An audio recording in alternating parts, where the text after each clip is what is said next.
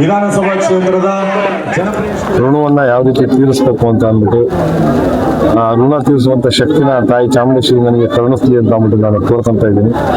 ಆ ಭಗವಂತನಲ್ಲಿ ಪ್ರಾರ್ಥನೆ ಮಾಡ್ತಾ ಇದ್ದೀನಿ. ಈಗ ನನ್ನನ್ನು ಶಾಸಕನಾಗಿ ಆಯ್ಕೆ ಮಾಡಿದ್ದಾರೆ. ಮತ್ತೊಮ್ಮೆ ನೀನು ಶಾಸಕನಾಗಬೇಕು ಅಂತ ಅನ್ನೋ ನಿಟ್ಟಿನಲ್ಲಿ ಜನ ನನ್ನನ್ನು ತುಂಬ ಪ್ರೀತಿಯಿಂದ ನನ್ನನ್ನು ಕರೆದಿ ಗೌರವಿಸುವಂಥದ್ದು ಮತ್ತು ನನಗೆ ಭರವಸೆ ಕೊಡುವಂಥದ್ದನ್ನು ಮಾಡ್ತಾ ಇದ್ದಾರೆ. ಇನ್ನೂ ಹೆಚ್ಚೆಚ್ಚು ಕೆಲಸ ಮಾಡಬೇಕು ಅಂತ ನನ್ನ ಮನಸ್ಸು ನನಗೆ ಹೇಳ್ತಾ ಇದೆ. ಯಾವತ್ತೂ ಜನಗಳ ಜೊತೆಲಿದ್ದರೆ ಜನ ನಮ್ಗೆಲ್ರಿಗೂ ಆಶೀರ್ವಾದವನ್ನು ಮಾಡ್ತಾರೆ ಅಂತ ನನ್ನ ನಂಬಿಕೆ ನನಗಿದೆ. ಹಾಗಾಗಿ ನಾನು ಜನಗಳ ಮಧ್ಯದಲ್ಲಿದ್ದೀನಿ. ಪ್ರತಿ ವಾರ್ಡಲ್ಲೂ ನನಗೆ ಒಂದೊಂದು ವಾರ್ಡಲ್ಲಿ ಕಡಿಮೆ ಒಂದು 15ರಿಂದ 20 ಬೀದಿಗಳಲ್ಲಿ ನನಗೆ ಕರೆದಿ ಶುಭಾಶಯಗಳನ್ನ ತಿಳಿಸ್ತಾ ಇರೋದು ನಿಜವಾಗ್ಲೂ ಒಂದು ರೀತಿ ಖುಷಿ ಅನಿಸುತ್ತೆ. ಒಂದು ರೀತಿ ಜವಾಬ್ದಾರಿ ಜಾಸ್ತಿ ಆಯ್ತೈತೆ ಅನಿಸುತ್ತೆ. ನಾನು ಆ ಜವಾಬ್ದಾರಿನ ತೀರಿಸುವಂಥದ್ದು ಮತ್ತು ಆ ಜವಾಬ್ದಾರಿನ ನಿರ್ವಹಿಸುವುದಕ್ಕೆ ಮತ್ತು ಅವ್ರ ಋಣವನ್ನು ತೀರಿಸೋದಕ್ಕೆ ಆ ತಾಯಿ ಚಾಮುಂಡೇಶ್ವರಿ ಮತ್ತು ಮಹದೇಶ್ವರ ನನಗೆ ಆಶೀರ್ವಾದ ಮಾಡಲಿ ಅಂತ. ನಿಮ್ಮ ಹುಟ್ಟುಹಬ್ಬ ಪ್ರಯುಕ್ತ ಪೌರ ಕಾರ್ಮಿಕರ ಸಮಾವೇಶ ಎಲ್ಲ ವಾರ್ಡಲ್ಲೂ ಎಲ್ಲ ಕ್ಷೇತ್ರದಲ್ಲೂ ಎಲ್ಲ ಕಡೆನೂ ಸಾಮಾನ್ಯವಾಗಿ ನನ್ನ ಹುಡುಗಬ್ಬಕ್ಕೆ ಬರೀ ಕೇಕು ಕಟ್ ಮಾಡಿಸೋದಾಗ್ಲಿ, ಇಲ್ಲ ಸಿಹಿ ಹಂಚೋದಾಗ್ಲಿ, ಇಲ್ಲ ಬರೀ ಒಂದು ಹಾರ ಹಾಕ್ಬಿಟ್ಟು ಇದು ಮಾಡೋದಂತಾಗ್ಲಿ ಮಾಡ್ತಾ ಇಲ್ಲ. ಸುಮಾರು ಕಡೆ ಪೌರ ಕಾರ್ಮಿಕರುಗಳಿಗೆ ಮತ್ತೆ ಯಾರಿಗೆ ಅವಶ್ಯಕತೆ ಐತೆ, ಏನು ಅವಶ್ಯಕತೆ ಐತೆ ಆ ಥರದ್ದು ಪದಾರ್ಥಗಳನ್ನ ಕೊಡ್ತಾ ಇರುವಂಥದ್ದು ಇರ್ಬೋದು. ಮತ್ತೆ ಅನಾಥಾಶ್ರಮಗಳಲ್ಲಿ ಹೋಗಿ ಅವರು ಅನ್ನದಾನವನ್ನು ಮಾಡ್ತಾ ಇರುವಂಥದ್ದು, ಮತ್ತು ಅವ್ರಿಗೆ ಬೆಡ್ಶೀಟ್ ಕೊಡುವಂಥದ್ದು, ಮತ್ತು ಅವ್ರಿಗೆ ಬಟ್ಟೆ ಕೊಡುವಂಥದ್ದು.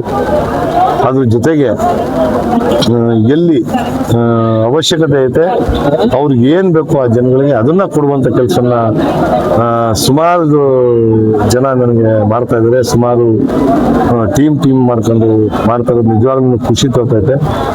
ಮತ್ತೆ ನನ್ನ ಹುಡುಗಬ್ಬಕ್ಕೆ ಸುಮಾರು ನನ್ನ ಭಾವಚಿತ್ರಗಳನ್ನ ಕೊಟ್ಟಿರುವಂಥದ್ದನ್ನ ನಾನು ನೋಡಿದ್ದೀನಿ. ಒಂದಷ್ಟು ಜನ ಅವರ ವ್ಯಕ್ತದಲ್ಲಿ ನನಗೆ ಭಾವಚಿತ್ರನ ಬರೆದು ಕೊಟ್ಟಿರುವಂಥದ್ದನ್ನ ನೋಡಿ ನನಗೆ ಎಲ್ಲೋ ಒಂದು ಕಡೆ ಮನಸ್ಸಿಗೆ ತುಂಬಾ ನೋವು ಆಯಿತು. ಜೊತೆಗೆ ಇವ್ರ ಋಣ ಯಾವ ರೀತಿನಪ್ಪ ನಾವು ತೀರ್ಸೋದು, ಈ ಜನಗಳ ಋಣನ ಈ ಜನ್ಮದಲ್ಲೇ ನಾವು ತೀರ್ಸಕ್ಕಾಯ್ತದೆ ಋಣನ ಅಂತ ಯೋಚನೆ ಬಂದಿದ್ದು ಸಹಜವಾಗಿ.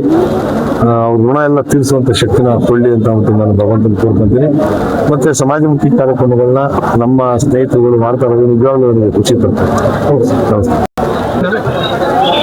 ಈ ದಿನ ವಾರ್ಡ್ ನಂಬರ್ 40 ನಜರ್ಬಾದ್ನಲ್ಲಿ ಚಾಮರಾಜ ವಿಧಾನಸಭಾ ಕ್ಷೇತ್ರದ ಜನಪ್ರಿಯ ಶಾಸಕರಾದಂಥ ಹರೀಶ್ ಗೌಡ್ರನ್ನ ಹುಟ್ಟುಹಬ್ಬನ ಭಾಳ ಅರ್ಥಪೂರ್ಣವಾಗಿ ಆಚರಿಸ್ಬೇಕು ಅಂತ ನಾವು ಪ್ರತಿ ಬಾರಿ ಆಚರಿಸ್ಕೊ ಬರ್ತಾ ಇದ್ವಿ. ಕಳೆದ ಬಾರಿ ಏನಿತ್ತು ಅಂತ ಹೇಳಿದ್ರೆ ಶಾಲೆಯಲ್ಲಿ ಸ್ಮಾರ್ಟ್ ಕ್ಲಾಸು, ಕಂಪ್ಯೂಟರ್ ಕ್ಲಾಸು, ಮತ್ತು ಸ್ಟೇಡಿಯಮ್ಮು, ಮತ್ತು ರೂಮ್ಸ್ಗಳನ್ನ ಅವೈಲೇಬಲ್ ಸರ್ಕಾರಿ ಶಿಕ್ಷಣಕ್ಕೆ ಹೆಚ್ಚಿನ ಆದ್ಯತೆ ಕೊಡಬೇಕು ಅಂತ ಅವತ್ತೊಂದು ದಿನ ಸಚಿನ್ ಹೇಳೋದ್ರ ಮುಖಾಂತರ ಅವರು ಚಾಲನೆ ಕೊಟ್ಟಿದ್ರು. ಈ ಬಾರಿ ಕಳೆದ ಬಾರಿ ಏನಂತ ಹೇಳಿದ್ರೆ ಅವಾಗ ಕೂಡ ಒಬ್ರು ಕಾಲಿಲ್ಲದವ್ರಿಗೆ, ಅಂಗವಿಕಲರಿಗೆ ಅವ್ರಿಗೆ ಕೃತಕ ಕಾಲು ಜೋಡಣೆ ವಿಚಾರವಾಗಿ ಆಗ್ಬೋದು. ಆಮೇಲೆ ಕೇರಳದಲ್ಲಿ ವಾದಂತ ಮಳೆಯ ಪ್ರವಾಹದಿಂದ ಮಡಿದವರಿಗೆ ಇಲ್ಲಿಂದ ಅಕ್ಕಿ ಕಳಿಸ್ಕೊಡೋಂಥ ವ್ಯವಸ್ಥೆ ಆಯಿತು ದವಸ ಧಾನ್ಯಗಳ ವಿಚಾರವಾಗಿ. ಮತ್ತೆ ಹೀಗೆ ಹಲವಾರು ಏನಕ್ಕೆ ನಾವು ಹುಟ್ಟುಹಬ್ಬನ ಆಚರಿಸ್ತೀವಿ ಅಂತ ಹೇಳಿದ್ರೆ ಇವರು ಪ್ರತಿ ಹಂತವಾಗಿ ಸಮಾಜದ ಕೆಲಸಗಳಾಗ್ಬೋದು, ಶೈಕ್ಷಣಿಕ ಕೆಲಸ ಆಗ್ಬೋದು, ಜಾಗೃತಿಯಿಂದ ಮಾಡೋದಲ್ಲದೆ ಈ ಜನರಿಗೆ ಹೆಚ್ಚಿನ ಅವಕಾಶಗಳು, ಹೆಚ್ಚಿನ ವಿಚಾರಗಳನ್ನ ಮುಂದಿಟ್ಕೊಂಡು ಚಿಂತನಾಶೀಲ ವ್ಯಕ್ತಿ ಹರೀಶ್ ಗೌಡ್ರ ಅಂದರೆ ಚಿಂತನಾಶೀಲ ವ್ಯಕ್ತಿ. ಅವರು ಈ ನಮ್ಮ ಚಾಮರಾಜ ವಿಧಾನಸಭಾ ಕ್ಷೇತ್ರಕ್ಕೆ ಸಿಕ್ಕಿರೋದು ನಮ್ಮ ಪುಣ್ಯ ಅಂತ ನಾನು ಹೇಳಲಿಕ್ಕೆ ಬಯಸ್ತೀನಿ. ಮತ್ತು ಇನ್ನೊಂದೇನು ಅಂತ ಹೇಳಿದ್ರೆ ಅವರು ಅಭಿವೃದ್ಧಿ ವಿಚಾರದಲ್ಲಿ ಯಾರೇ ಬರ್ರಿ ಅವರು ಸ್ವಯಂ ಪ್ರೇರಿತವಾಗಿ ಬೆನ್ನೆಲುಬಾಗಿ ನಿಂತ್ಕೊಂಡು ಇದೆಲ್ಲ ಇದಾಗುತ್ತೆ, ಈ ಥರ ಅಲ್ಲ ಈ ಥರ ಆಗುತ್ತೆ ಅಂತಾರೆ. ಸರ್ಕಾರದ ಚೌಕಟ್ಟಿನಲ್ಲಿ ಒಂದು ಅವಕಾಶಗಳೇನು ಅಂತೇಳಿ ಏನೇನು ಸಿಗುತ್ತೆ, ಸದುಪಯೋಗಗಳು, ಮೂಲಭೂತ ಸೌಕರ್ಯಗಳ ವಿಚಾರವಾಗಿ ಎಲ್ಲ ಕೆಲಸಗಳನ್ನ ಅವರು ಮಾಡ್ತಾ ಇದ್ದಾರೆ. ಅವ್ರಿಗೆ ತಾಯಿ ಚಾಮುಂಡೇಶ್ವರಿ